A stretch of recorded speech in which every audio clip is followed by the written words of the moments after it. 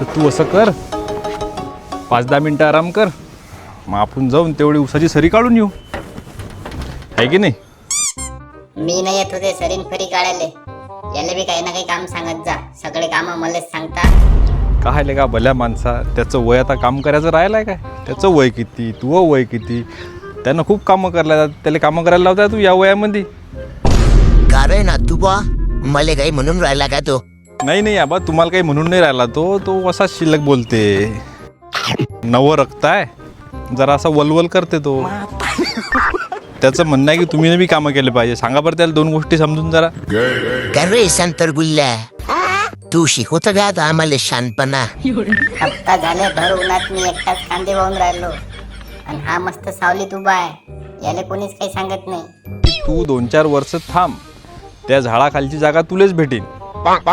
भविष्यात तुझीच जागा आहे, ते तुलेच उभं राहायला लागेल. तरी आता जरसा उन्हात उभा राहिला तर काय, आता तू काय उभं राहिला काय? चांगलाच आहे बा एवढा. दरवर्षी असंच म्हणता तुम्ही, आणि पुऱ्या सीझनची कामगिरी करून घेता माझ्याजवळून.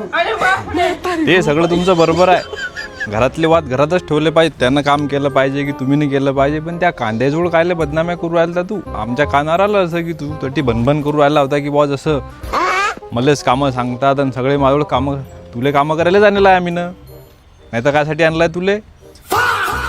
पण याच्याजवळून निदान टालीची कामगिरी तर करून घेत जा. कुटार वायनं, कांदे वायनं, ते बी मलाच करा वाटते. या आजकालच्या गोपराईला जरासाठी बी बोलायचं सूत नाही. हे आमच्या कामगिरीवर प्रश्न उचलून राहिले. अरे मैं अगर अपने जवानी के सुना दूं किस्से,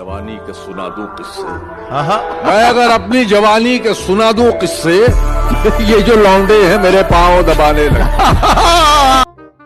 नाही, तुमचं बरोबर आहे. आपण तुमच्या समर्थनातच आहे. याले काय माहिती हा काय सांगितलं. आम्ही तुम्हाला पाहिला राजा काम करता खेपी, खूप कामं करलात तुम्ही न तुमच्या काळात.